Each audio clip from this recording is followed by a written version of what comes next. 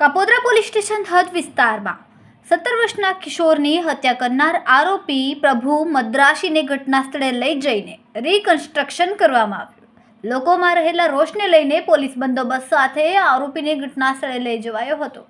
આરોપીએ જાહેરમાં લોકો સમક્ષ માફી પણ માંગી। પરેશ વાઘેલાની હત્યાને લઈને દેવી પૂજક સમાજમાં રોષની લાગણી જોવા મળી હતી।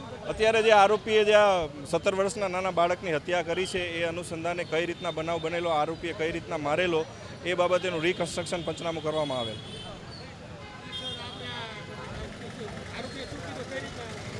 એ આરોપીએ જે અન્ય આરોપી પાસેથી ચપ્પુ લીધું હતું ત્યારબાદ એ આ ગલીમાં એ બાળક સાથે એને ઝઘડો થયેલો એ અનુસંધાને એને નિર્મમ હત્યા કરવામાં આવેલી। એ જગ્યા દેખાડવામાં આવી અને જે રિક્ષાવાળા સાથે પણ બબાલ કરવામાં આવી એની જગ્યા દેખાડવા માટેનું રિકન્સ્ટ્રક્શન પંચનામું કરવામાં આવેલું।